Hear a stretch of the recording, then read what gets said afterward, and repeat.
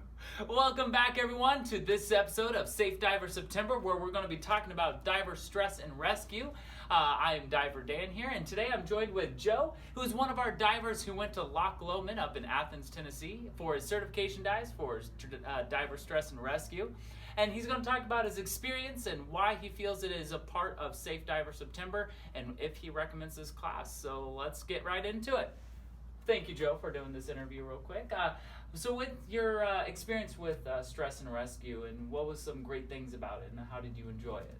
So I really enjoyed it. One of the things that I really took away from it is, one, practicing the fundamental skills that you learn in open water class, but two is recognizing stress from other divers, not just your buddy, but all the divers in the group. Oh, okay, so you were talking about stress in there. What are some different stressful scenarios that you may have seen in the class that helped you become more aware as a diver? So one of the biggest stressful rescues is we did a lost diver rescue. So learning the response for the lost diver, getting practice with that, I think that was probably the most beneficial. Is, especially for people who don't typically do rescue scenarios.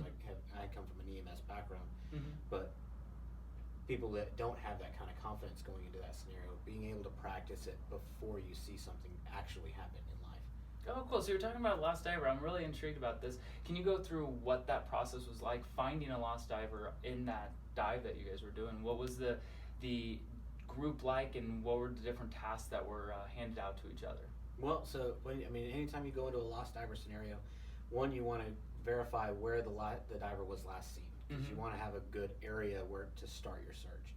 But you want to have people on the surface or on the boat, and people in the water, both on the boat organizing the rescue or search.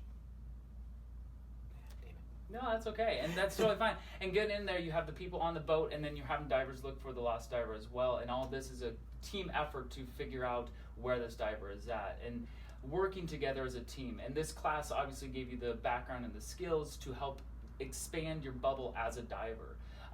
With that, speaking of that, would you recommend this class to anybody that is wanting to get further in their training, whether they're experienced diver or brand new diver, and how does this relate to Safe Diver September?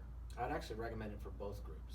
So, learning these skills, 90% of your career as a diver, you're hopefully never going to see the scenario, but you want to have this skill set, you want to practice this skill set for that one time that it's going to happen. Gotcha. And finally, would you recommend this class a part of Safe Diver September? Absolutely. Well, thank you so much, Joe. It's been an absolute pleasure talking to you about a little bit of what it was like for you to be in Stress and Rescue class.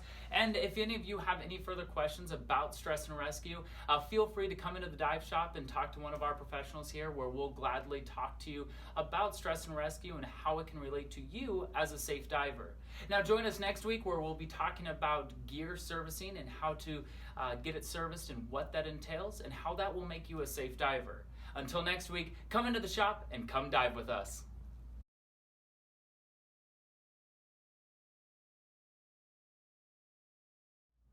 Welcome back, everyone. This is Diver Dan here. This week we're going to be talking about stress and rescue. We had a few of our divers go up to Loch Lomond, and there went the door, June. Jeez. Cut that out. 2, 1, go. Welcome back, everyone. This is Diver Dan, and this week we're going to be talking about diver stress and rescue and how that's not rescue.